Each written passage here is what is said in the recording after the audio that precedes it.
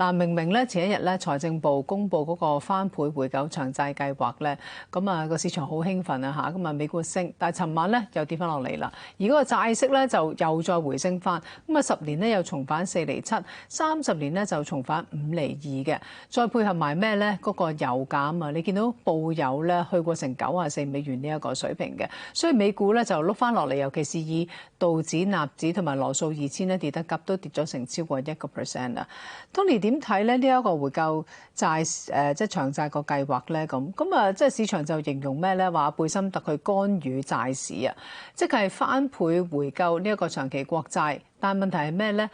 債息就係輕輕回咗一日，而家又升翻去之前嗰個水平。究竟係咪即係好似市場咁樣講，或者咁樣形容話貝森特去干預債市失敗咧？嚇，Tony。其實基本上咧，我自己覺得係冇乜效用嘅。第一咧，佢雖然叫做翻倍回購長債咧，咁其實講緊由20億去到40億美金啦。咁其實咧，每一次美國嗰個嘅拍債嗰個嘅數目咧，講緊由200幾億甚至乎去到400幾億不等嘅。咁你講緊，如果你只不過係40億呢一個量嚟講咧，其實一來咧亦都即係唔係話即係叫做嗰個量係好大啦。咁你二來咧就係話嗰個核心基本面個問題就係冇解決到啦，即係等於就係俾粒止痛藥佢食，即係頭痛醫頭，腳痛醫肚。或者我舉一個好簡單嘅一個例子咧，就係話譬如話係日本央行咧去干預個匯市，即係唔想個日元跌得咁犀利啦。呢啲咧只不過係一個短暫係有效嘅啫嚇。咁但係你見到即係始終咧都係會還原基本步嘅，即係個日元係短暫升一升上去，之後都係會慢慢咁，即係會係還原基本步啦，跌翻落去咯。咁所以咧係要嗰個嘅核心個經濟層面嗰個財赤結構上面要解決得到，先至真係叫做解決問題咯。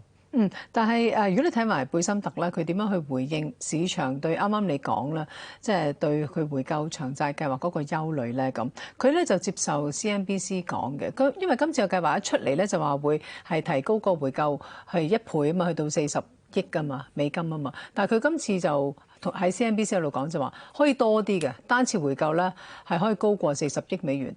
同一時間話有龐大嘅工具箱、豐富嘅工具可以用嚟降低個國債債息嘅，會有啲財政嘅舉措啦，應對呢一個高借貸成本啦，亦都嘗試擔心即係淡化市場擔心嗰個美國財政狀況，因為而家都國債突破咗40萬億美元啦。咁佢就話國債可以透過經濟增長去緩解呢個赤字，從而咧就第時唔使發咁多債去營運呢個國家啦咁樣。咁啊，但係問題係即係債息高咧，佢話唔係反映基本面喎，係咪真咧？佢咁樣講完之後，如果係安撫到市場，個債息就唔會掉頭升翻上去啦。佢就算你話有好多new fiscal initiative to address 嗰個高嘅借貸成本，究竟真定假咧？有啲咩工具可以做咧嚇？所以就係你見到個市場係完全唔 buy 啦，咁你見到嗰個債息即係只不過回落咗一日，咁第二日已經係升翻上去㗎啦。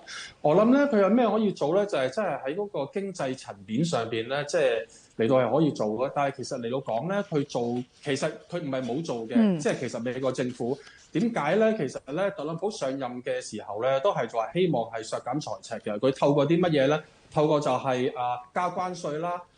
亦都係去透過就係話係削減翻一啲即係一啲嘅即係叫做開支啊，譬如話一啲嘅社會即係一啲嘅醫保啊等等嗰啲。咁但係之後其實做嘅話都係失敗，同埋嗰個關稅亦都係被法院係裁定就係叫做違法啦。咁亦都仲要係退稅添。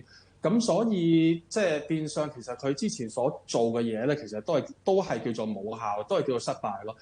咁目前嚟講咧，即係要再做嘅嘢真係唔係好多啦。咁你見到而家美國嗰個經濟，尤其是啲零售啊，或者係嗰個啱啱即係公佈譬如一啲嘅就業勞動市場啊，都係即係叫做係做得差咯。咁但係個通脹仍然存在喎。咁所以我諗短時間嚟到講咧，即係你話嗰個即係債嗰度咧，亦都係影響到嗰個股市層面上面，即係可能會嚟緊會比較上係波動一啲咯。